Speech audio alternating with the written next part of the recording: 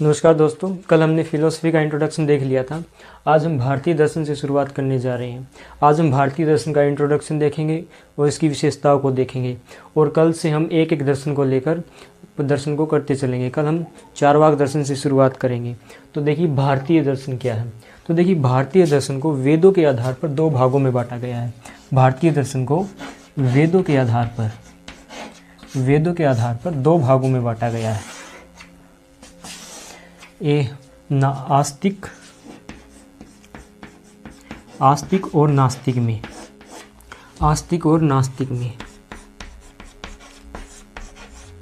तो वेदों के आधार पर भारतीय दर्शन को दो भागों में बांटा गया, एक आस्तिक और एक नास्तिक। तो देखिए भारतीय आस्तिक उसको कहते हैं जो वेदों की प्रामाणिकता को मानते हैं। वेदों की प्रामाणिकता स्वीकार्य है। यहाँ पर वेदों की प्रामाणिकता को मानते हैं और जो वेदों की प्रामाणिकता नहीं मानते उनको कहते हैं नास्तिक। जो वेदों की प्रामाणिकता को नहीं मानते उनको कहते हैं नास्तिक और जो वेदों की प्रामाणिकता को मानते हैं उनको कहते हैं आस्तिक।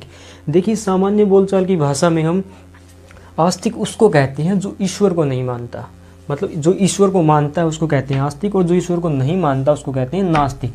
लेकिन भारतीय दार्शनिक परंपरा में आस्तिक उसको कहा गया है जो वेदों की प्रामाणिकता को मानता है और नास्तिक उसको कहा गया है जो वेदों की प्रामाणिकता को नहीं मानता। आस्तिक के लिए जो इंग्लिश शब्द है वो है ऑर्थोडॉक्स। इंग्लिश में आस्तिक को ऑर्थोडॉक्स कहते हैं और नास्तिक को हेटेरोडॉक्स।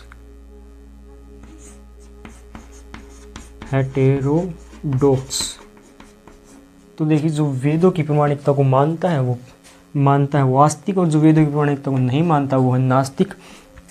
तो देखिए जो वेदों की प्रामाणिकता इसमें 6 दर्शन आते हैं और जो वेदों की प्रामाणिकता को नहीं मानता इसमें 3 दर्शन आते हैं।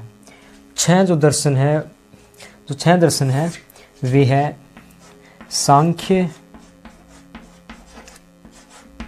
न्याय, वैशेषिक,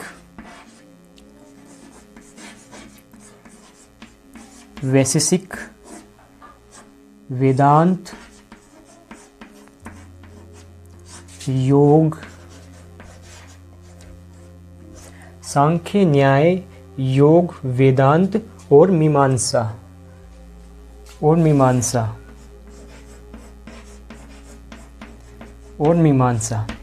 ये जो दर्शन है ये है आस्तिक दर्शन।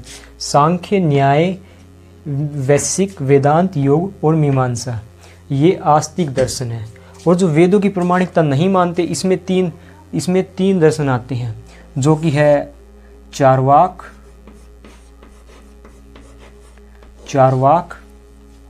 बौद्ध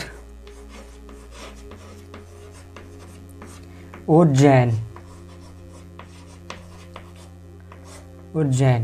तो आस्तिक के अंदर आते हैं टोटल 6 दर्शन जो वेदों की प्रामाणिकता को मानते हैं, सांख्य, न्याय, वैशेषिक, वेदांत, योग और मीमांसा।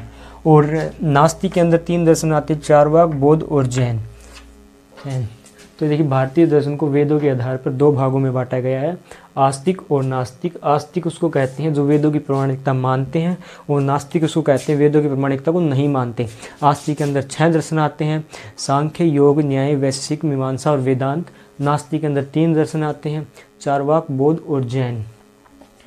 तो ये हुआ इसका।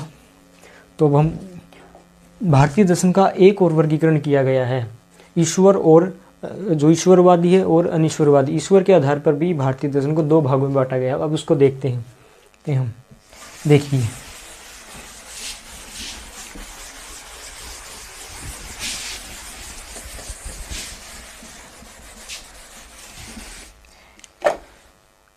देखिए भारतीय दर्शन को वेदों के आधार पर भी 2 भागों में बांटा है, आस्तिक और नास्तिक, और ईश्वर के आधार पर भी 2 भागों में बांटा है। ईश्वर के आधार पर भी भारतीय दर्शन को 2 भागों में बांटा गया है। एक है ईश्वरवादी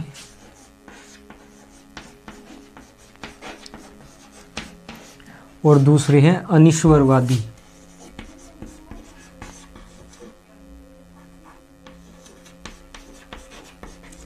अनीश्वरवादी। तो देखिए, जो ईश्वर को मानते हैं, जो ईश्वर को मानते हैं वो ईश्वरवादी है, और जो ईश्वर को नहीं मानते वो अनीश्वरवादी। अब देखिए, ईश्वरवादी के अंदर आते हैं 4 दर्शन, ईश्वर के इसके अंदर आते हैं 4 दर्शन, और अनीश्वरवादी के अंदर आते हैं 6 दर्शन। आस्तिक में थे 6, नास्तिक में थे 3। अब यहाँ ईश्वरवादी में है 4 और अनीश्वरवादी में है 6। सॉरी, 6 और 4 नहीं,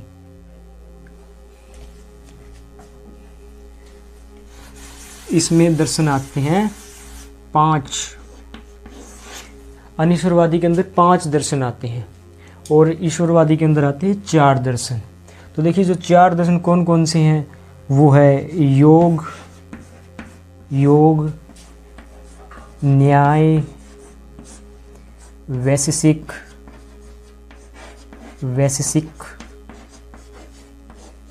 और वेदांत।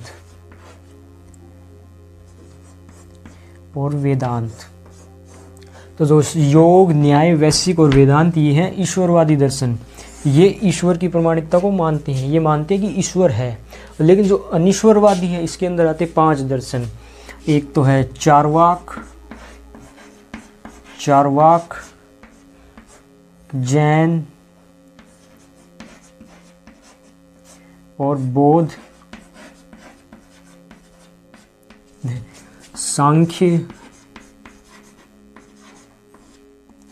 सांख्य और मीमांसा देखिए, जो सांख्य और जो मीमांसा है, ये जो दर्शन है, ये आस्तिक और अनीश्वरवादी दर्शन है। ये जो है, ये आस्तिक व अनीश्वरवादी दर्शन है।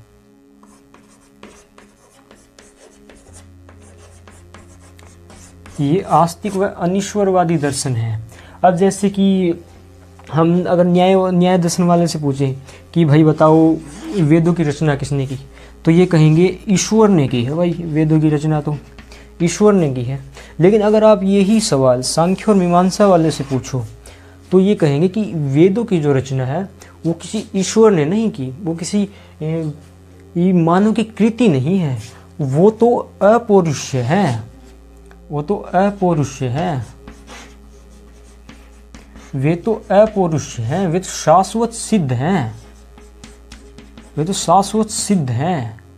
शाश्वत सिद्ध। वे तो पहले से ही हैं। अगर आप सांख्य और मीमांसा वालों से पूछे ना कि भाई वेदों की रचना किसने की, तो वो कहेंगे कि वेदों की रचना किसी मानव ने नहीं की, मानव कृति नहीं है, किसी ईश्वर ने नहीं की, वो तो अपौरुष है, वो शाश्वत सिद्ध है, वो तो पहले से ही है। बस हमारे ऋषियों ने उनको खोजा और एक जगह कंपाइल कर दिया। वो हमारे ऋषियों की तत्वदर्शी अनुभूति का संग्रह है। जैसे मैं आपको उदाहरण देता हूँ, जैसे कि ग्रेविटी है। ग्रेविटी की खोज किसने? न्यूटन ने की। तो उस न्यूटन ने तो ग्रेविटी की खोज की, उसकी रचना थोड़ी ना की। ग्रेविटी तो खोजने से पहले भी एग्जिस्ट करती थी, तो ग्रेविटी को न्यूटन ने खोजा, उसकी रचना नहीं की। वैसे ही जो वेद है वो पहले से ही है, उनको हमारे ऋषियों ने खोजा और एक जगह कंपाइल कर दिया। उनकी तत्वदर्शी अनुभूति का संग्रह है वेद, संग्रह है वो वेद, ना कि किसी ईश्वर या मनुष्य की कृति। तो ये है, भारतीय दर्शन को वेदों के आधार पर 2 भागों में बांट दिया, ईश्वर के आधार पर 2 भागों में, ईश्वरवादी और अनीश्वरवादी। ईश्वरवादी के अंदर 4 दर्शन आते हैं। अब आस्तिक के अंदर 6 दर्शन थे। ईश्वरवादी में योग, न्याय, वैशेषिक, वेदांत है, ये जो ईश्वर को मानते हैं, ईश्वर की प्रामाणिकता को मानते हैं। और अनीश्वरवादी के अंदर चार्वाक, जैन, बौद्ध, सांख्य और मीमांसा, ये आ जाते हैं। जो ये दर्शन है ना, सांख्य और मीमांसा, ये आस्तिक व अनीश्वरवादी दर्शन है। तो ये था भारतीय दर्शन का वर्गीकरण। अब हम देखते हैं भारतीय दर्शन की विशेषता क्या है। देखिए, अब हम विशेषता देखते हैं कि भारतीय दर्शन की विशेषता क्या है। आपको इसको लिखना है तो लिख सकते हैं, या आप इसका स्क्रीनशॉट ले सकते हैं। तो हम देखते हैं कि भारतीय दर्शन की विशेषता क्या है।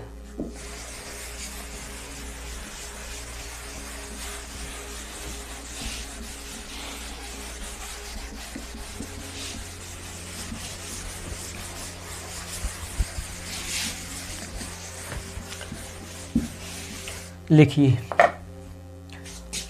विशेषताएं।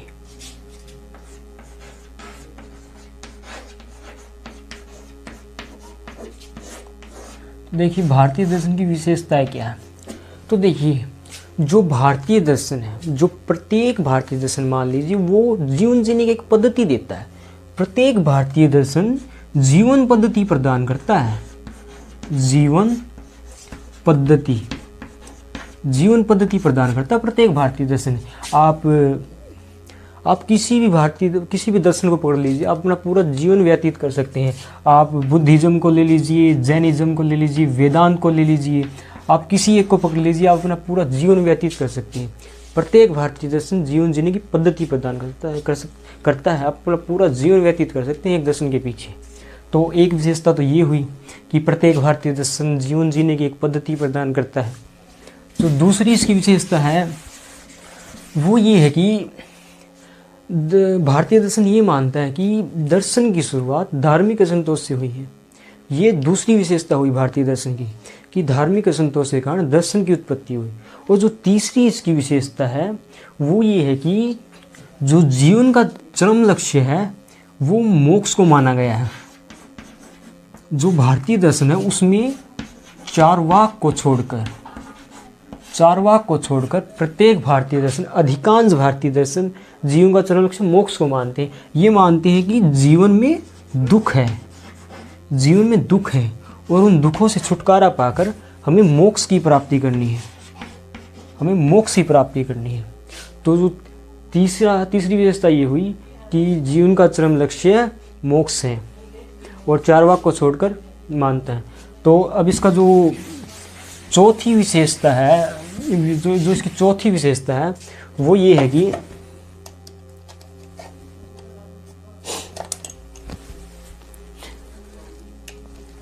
तो देखिए जो भारतीय दर्शन का जो विकास है, जो इसकी चौथी विशेषता वो ये है कि जो भारतीय दर्शन का विकास है वो अक्षैतिज रूप में हुआ है। अक्षैतिज मतलब कि ऐसे हुआ है, समानांतर चल रहा है। बुद्धिज्म चल रहा है, जैनिज्म, वेदांत एक साथ चल रही है समानांतर। और दूसरी तरफ अगर आप पाश्चात्य दर्शन को देखेंगे, अगर आप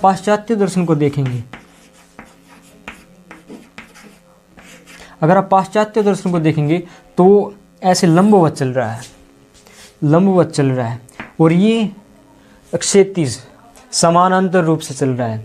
आप किसी भी भारतीय दर्शन को पकड़ लीजिए, आप बुद्धिज्म को ले लीजिए, जैनिज्म को ले लीजिए, वेदांत को ले लीजिए, आप अपना पूरा जीवन व्यतीत कर सकते हैं किसी एक दर्शन को पकड़कर। लेकिन यहाँ पे मान लो कि डेकार्ट ने अपनी फिलोसफी दी, तो उसके बाद कोई शिष्य परंपरा नहीं आई। डेकार्ट के बाद स्पिनोजा आए, स्पिनोजा ने डेकार्ट का खंडन कर दिया। स्पिनोजा के बाद लाइबनिज आया, लाइबनिज ने स्पिनोजा का खंडन कर दिया। तो इनका कोई दार्शनिक संप्रदाय नहीं है। यहाँ पर बुद्धिज्म, भगवान बुद्ध के महापरिनिर्वाण के बाद उनके जो शिष्य थे वो उनकी फिलोसफी को लेकर आगे बढ़े। वैसे ही जैनिज्म में जो भगवान महावीर थे जो कि 24वें तीर्थंकर थे, उनके बाद उनके जो शिष्य थे वो उनकी फिलोसफी को लेकर आगे बढ़े। तो ये ऐसे हैं। यहाँ पर हमें लंबवत विकास दिखाई देता है और यहाँ पर अक्षैतिज आप अपना पूरा जीवन व्यतीत कर सकते हैं किसी भी दर्शन, बुद्धिज्म को ले लीजिए, जैनिज्म को ले लीजिए, वेदांत को ले लीजिए। लेकिन यहाँ पर ऐसा कोई दार्शनिक संप्रदाय हमें देखने को नहीं मिलता। तो एक विशेषता ये थी। और पाश्चात्य दर्शन और भारतीय दर्शन में अंतर भी आप ये कह सकते हैं कि ये हमें पाश्चात्य दर्शन में कोई दार्शनिक संप्रदाय देखने को नहीं मिलता। तो ये एक अंतर भी हो सकता है, हम आगे डिटेल में देखेंगे। तो अब इसकी हम जो 5वीं विशेषता है, जो महत्वपूर्ण विशेषता है, उसको देखने जा रही है।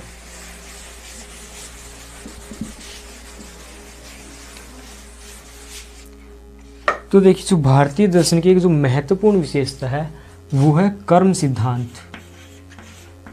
कर्म सिद्धांत, कर्म सिद्धांत, कर्म नियम कह लीजिए, कर्म नियम, कर्म नियम, कर्मवाद कह लीजिए, कर्मवाद कह लीजिए।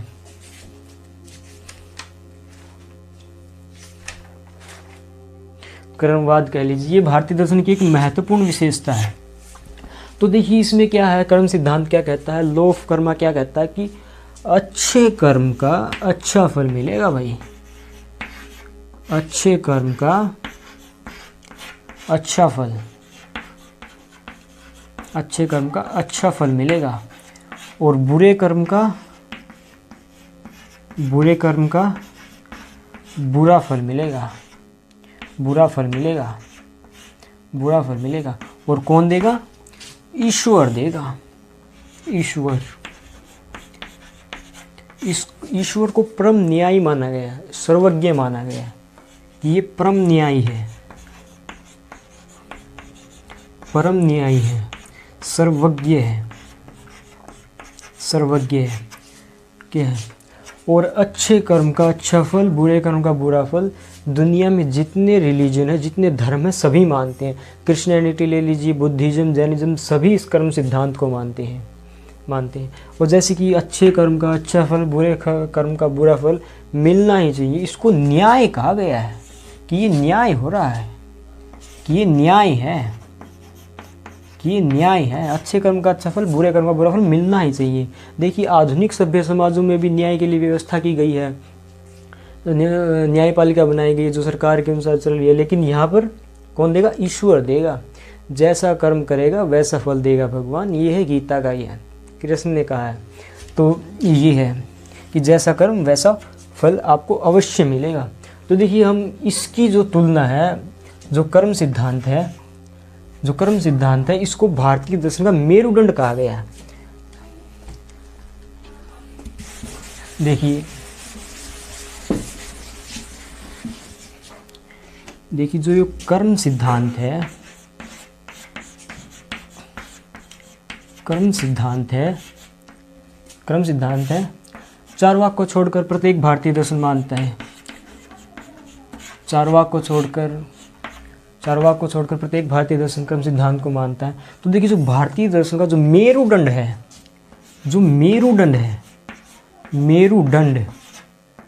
मेरुदंड वो कर्म सिद्धांत को कहा गया है, कि भारतीय दर्शन का जो मेरुदंड है वो कर्म सिद्धांत को कहा गया। कर्म सिद्धांत को कहा गया भारतीय दर्शन का मेरुदंड, कि अच्छे कर्म का अच्छा फल और बुरे कर्म का बुरा फल अवश्य मिलेगा। कौन देगा? ईश्वर देगा, ईश्वर। पूर्व जन्म और पुनर्जन्म की बात की गई है, पूर्व जन्म और पुनर्जन्म की बात आई है, पुनर्जन्म की बात की गई है। अगर आपको इस जन्म में आपके कर्मों का फल नहीं मिला तो अगले जन्म में जरूर मिलेगा, आप बच नहीं सकते। आत्मा की अमरता की बात आई है, आत्मा की अमरता,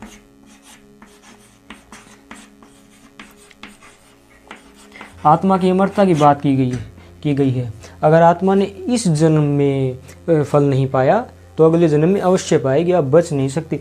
मोक्ष की बात आई है, मोक्ष की बात आई है। अगर आप लगातार अच्छा कर्म करेंगे तो आपको मोक्ष की प्राप्ति हो जाएगी। इसको हम डिटेल में पढ़ेंगे इसको हम।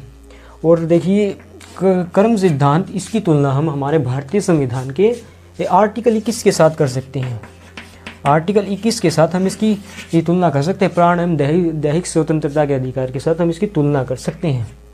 तो ये कर्म सिद्धांत, जैसा कर्म करेगा वैसा फल देगा भगवान, ये गीता का ज्ञान, कृष्ण ने कहा है।